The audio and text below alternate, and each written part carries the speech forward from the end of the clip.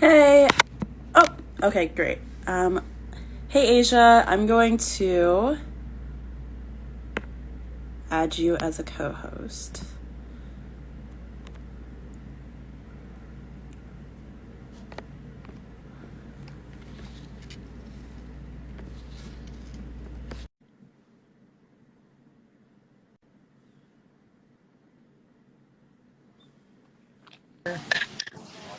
Okay. Hi, everyone, and hello. Thank you so much for joining me. So we're going to go ahead and just dive right in. My name is Michaela Lee. I am from Lead, Ohio. We're an organization that supports progressives running for office at the local level in Ohio. And in a partnership with Ohio Women's Alliance Action Fund, we are spotlighting some candidates who are women of color running across the state and doing incredible things in their communities. And so today we wanted to take a moment to highlight one of them. But before we do that, I just wanted to give a quick disclaimer.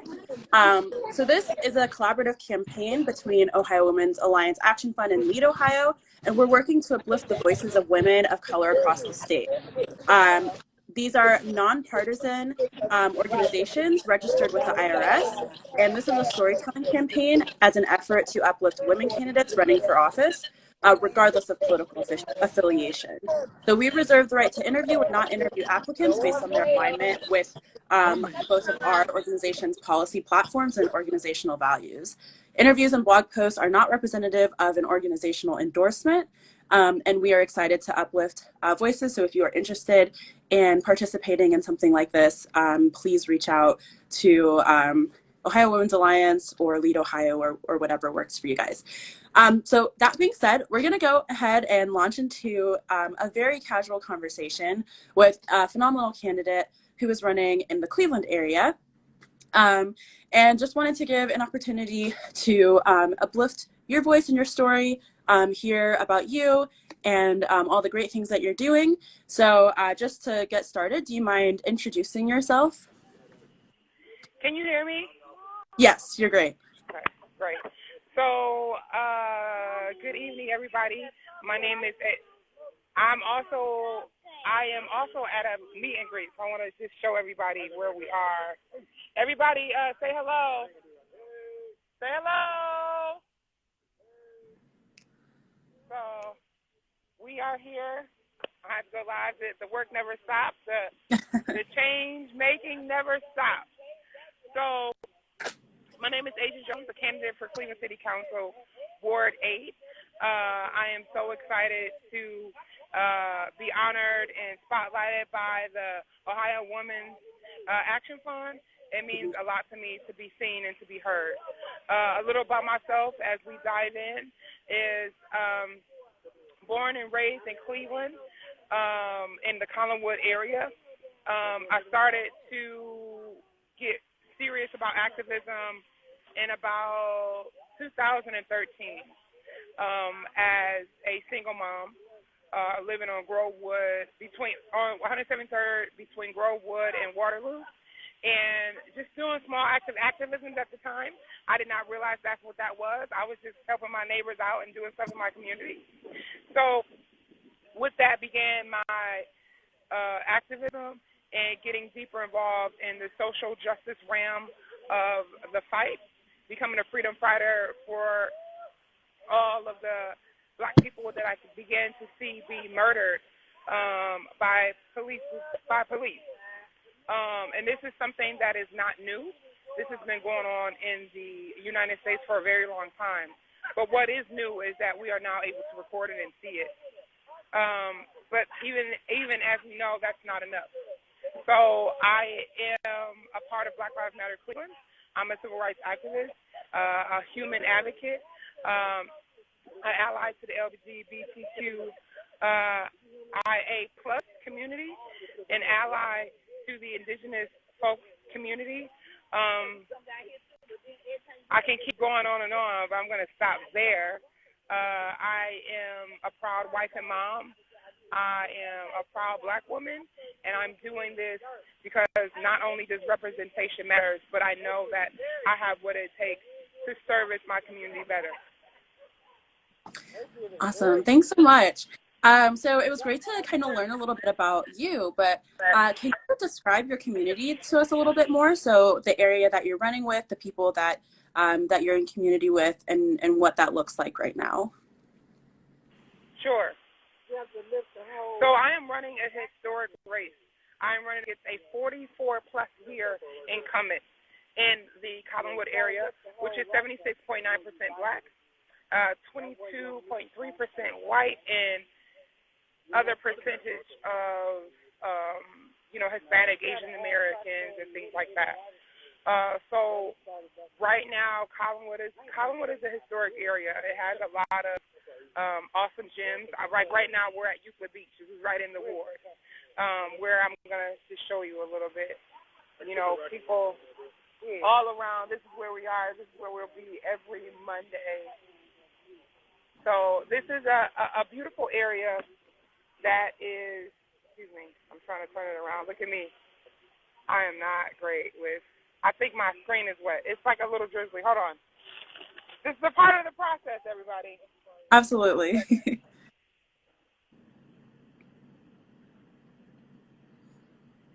Oh. You had it for a second there. Oh, there you go. Here we are. Okay. So, like I said, the percentage of this is 76.9%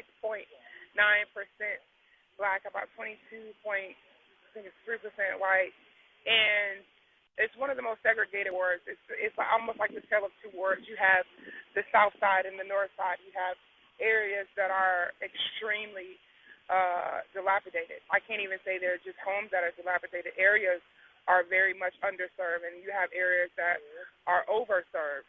How can we serve everyone equally, right? How can we be inclusive? So one of the things that I'm really looking to do and to do well is work with the community on how to better serve them. I believe in transparency and accountability. I think that is something that every government in the nation needs, every local government needs, and that's definitely something that Cleveland needs.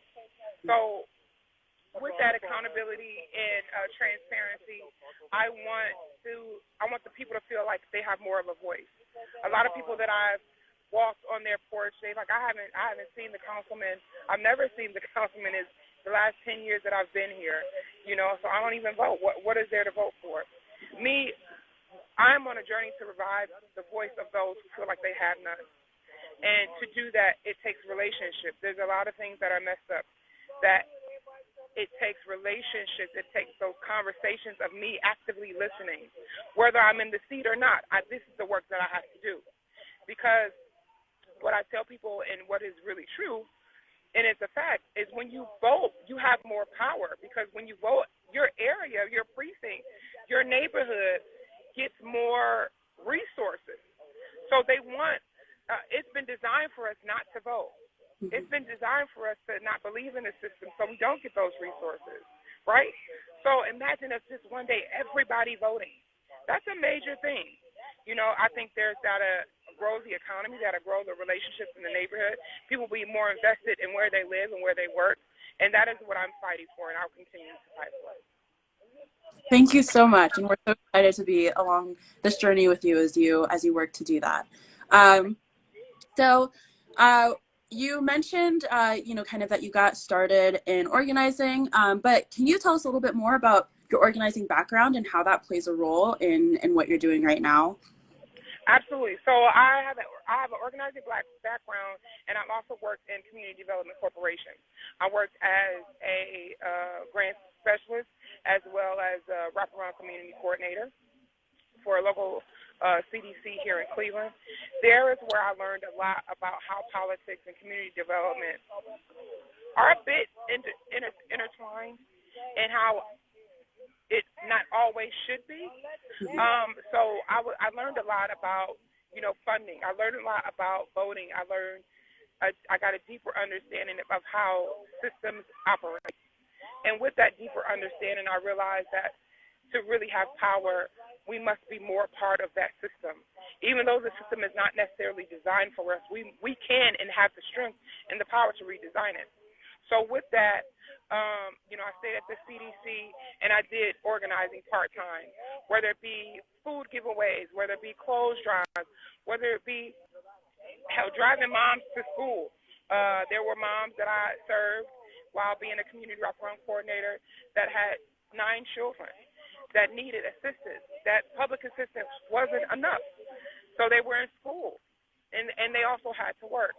So my community activism and organizing came from that connection, from being a single mom, from not having enough, from being deep into poverty. So I felt connected to those that I work with and I ultimately work for, which led me to get deeper involved in racial and social and economical justice, which led me to be a part of Black Lives Matter Cleveland. I was a part of the coalition that organized one of the biggest protests and marches here in Cleveland, which was on September 29th, against the presidential debate being here in Cleveland, one of the poorest city right now, the poorest city in the United States. How can we have this big event when none of the economic growth is affecting those that are directly impacted by poverty, that are directly impacted by racism, that are directly impacted by sexism? So I stood up there, and I had the opportunity to make it onto HBO. I had the opportunity to make it onto Vice News with the things that I spoke about when it came to us voting, when it came to us being a more part of sharing our voice when it comes to electoral politics. So with that, I've been a part of tons of workshops and speaking to youth. That's one of my most favorite things to do. I was also an instructor for Reading RAM. We taught at YOU, through YOU at IC, a community college here, taught broadcasting, and I learned a lot about the struggles that the youth were going through, and it just really catapulted me to be more involved in every aspect of racial, economical, and social justice. Amazing. Thank you so much for sharing that.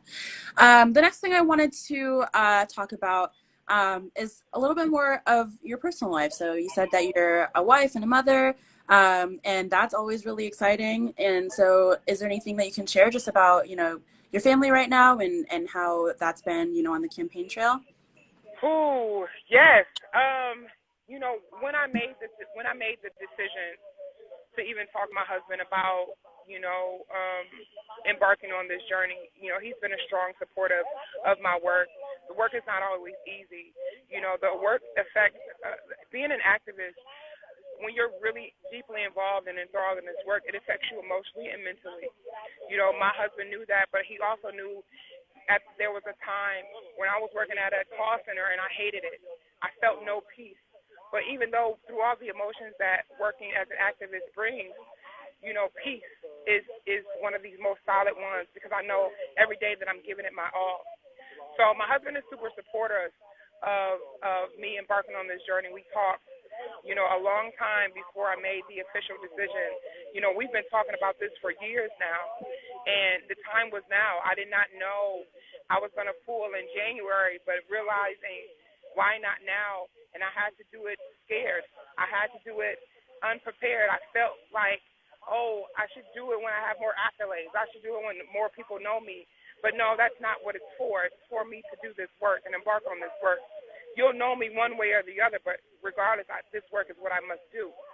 So with that, and my husband really, truly understanding that and understanding how dedicated I am to this work, he supports me wholeheartedly. My sons support me wholeheartedly. They campaign with me. My oldest son is out here at the beach passing out. He's passing these out. And so he'll go and say, hey, come meet my mom. She's running for Cleveland City Council. And, teaching my sons about the electoral process and getting involved in electoral politics is very important to me at this very young age of 9 and my baby who's 4 years old.